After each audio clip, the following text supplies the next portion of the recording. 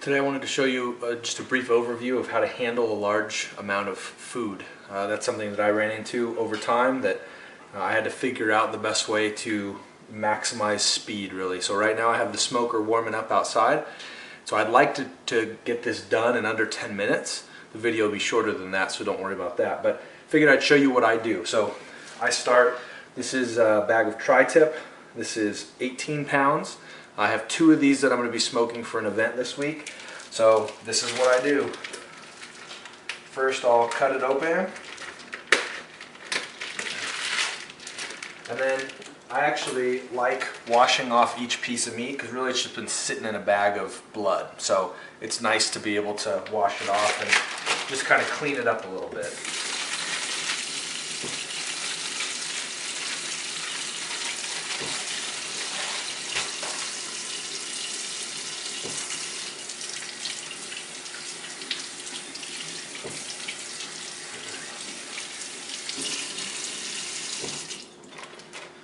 Then I'll stick it in one of these, I think they're called Cambros, I'm not totally sure, I'll look up the name of them, but this is a cut of tri-tip for those who are not familiar with it. Out here in California, this is an easy to find cut, and it's very popular. It's kind of, I don't know, West Coast version of brisket. It's a different cut completely, so they're not really that comparable. It's a real lean cut.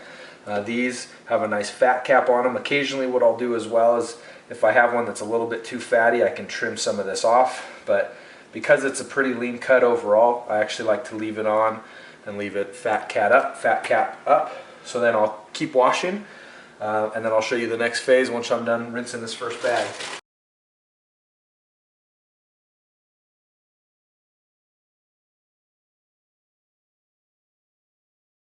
Okay, so now all 33 or so pounds of meat are cut, or are washed.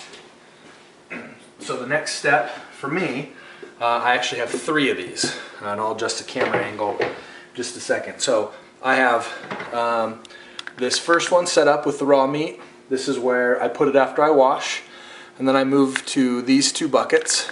So I'll have this one with rub, and this will be the final one that I take out to the smoker. So I use Cook Shack brisket rub for beef, and it's phenomenal. So what I do here to speed things up, if I'm just doing one tri-tip or brisket or whatever, I don't bother laying this much rub out because I want to save as much as I can because it's real easy to handle it.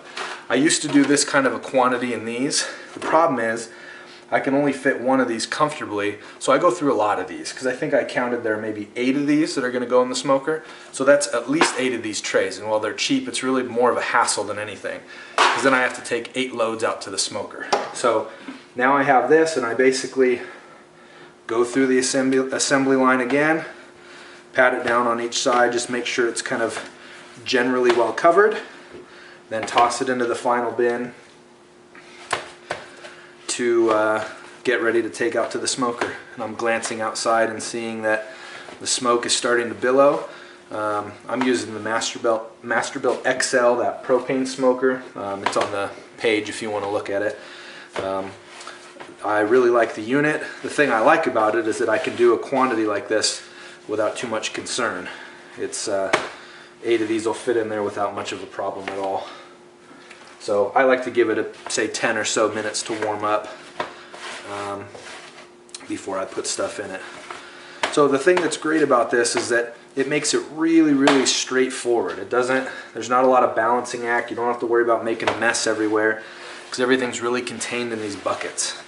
So it took me a while before I broke down and got them. If I remember right, they were $10 to $15 each, which, you know, if you're doing a small family thing, might not make the most sense. But when you start doing something, you know, this is a barbecue for work, so there's probably going to be 100 to 125 people. It's kind of a fun softball game sort of thing.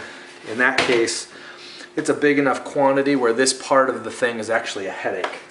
And so there were times where it was taking me a good hour and a half to prepare all the tri-tip or pork shoulder or whatever it is I'm doing that I'm putting a rub on.